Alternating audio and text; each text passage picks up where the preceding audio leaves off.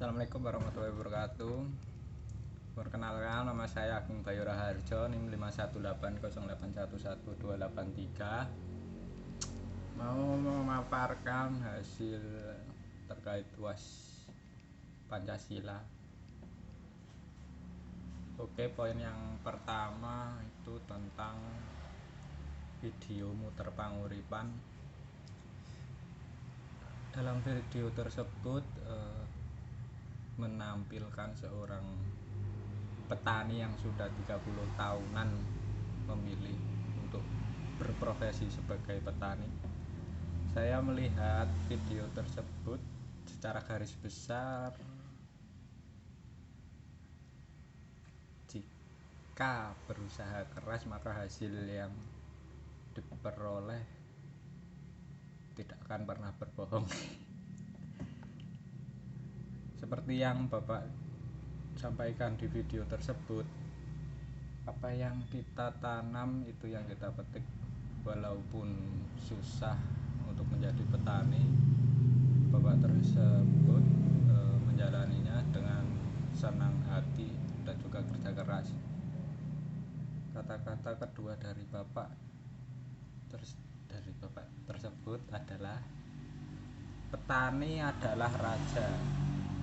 Yang dimaksud di sini adalah di Indonesia sendiri membutuhkan petani karena mereka lah pertahanan pangan Indonesia sebagai penyedia bahan pokok seperti beras. Kemudian soal kedua, kaitan video tersebut dengan Pancasila. Salah satu kedaulatan yang berasaskan Pancasila yang dapat dilihat adalah kedaulatan pangan. Salah satunya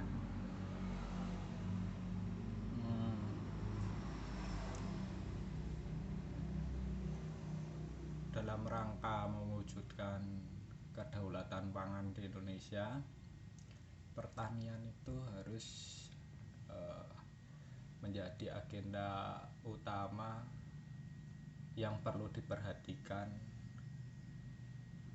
karena pemenuhan ketahanan pangan Indonesia itu sendiri terus mengalami peningkatan karena adanya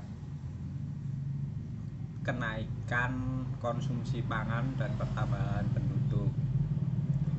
Kemudian juga masyarakat menjadikan beras sebagai makanan pokok yang dapat kita lihat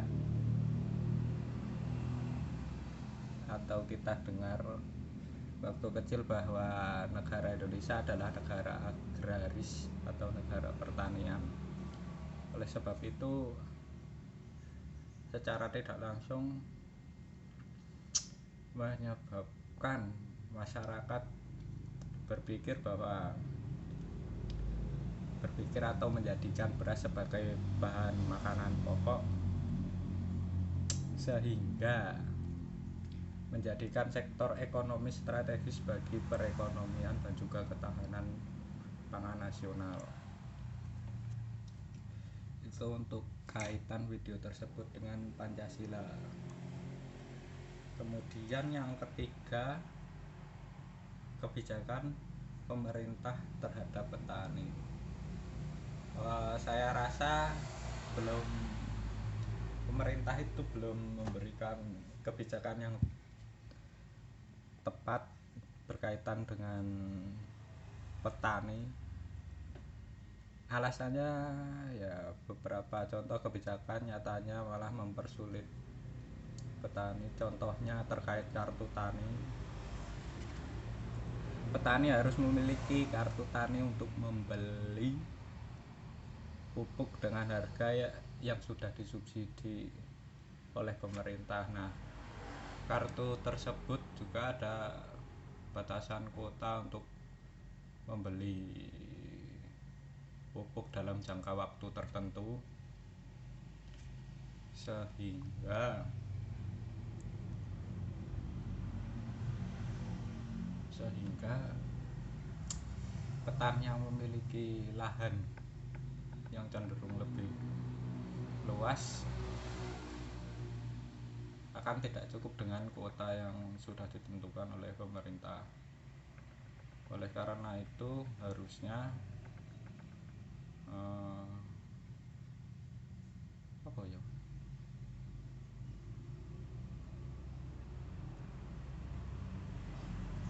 Jadi pembelian pupuk jika sudah melebihi batas kuota, maka mereka akan membelinya dengan harga normal, yaitu akan mempersulit para petani itu sendiri sebetulnya. Kemudian bukan hanya kartu tani, belakangan ini ada isu tentang penghapusan pertalit. Ini juga bisa ada kaitannya dengan pertanian, yang artinya kendaraan seperti sepeda motor dan mobil box harus menggunakan Pertamax. Hal ini berdampak pada biaya untuk mobilisasi petani, mobilisasi terkait untuk pulang pergi, untuk mobilisasi hasil pertanian menuju pengepul atau ke konsumen. Dampaknya ya kenaikan pengeluaran akibat keharusan memakai Pertamax.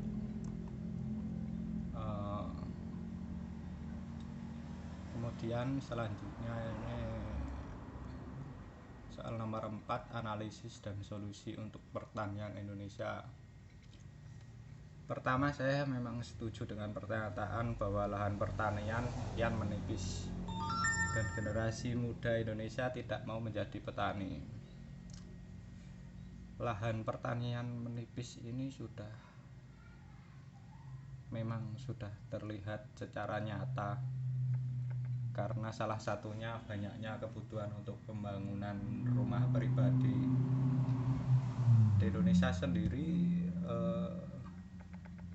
sudah sewajarnya untuk memiliki rumah pribadi, padahal semakin lama semakin banyak populasi manusia. Jika terus mempertahankan hal tersebut, semakin lama semakin banyak lahan pertanian yang akan menjadi pemukiman warga.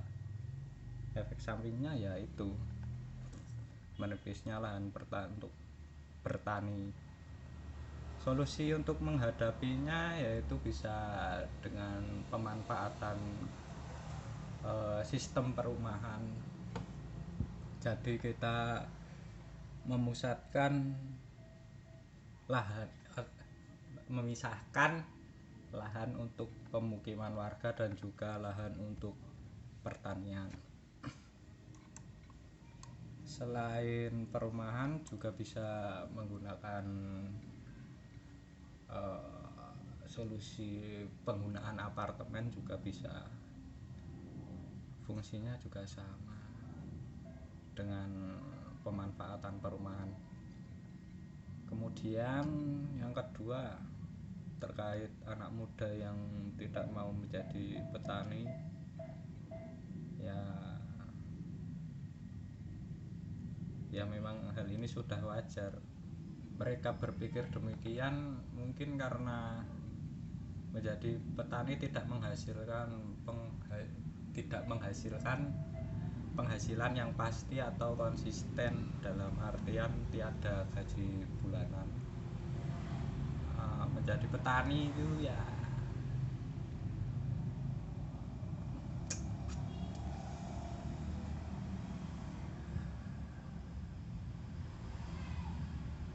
pendapatannya harus mengikuti dengan harga yang sudah ditetapkan atau sudah muncul di pasar.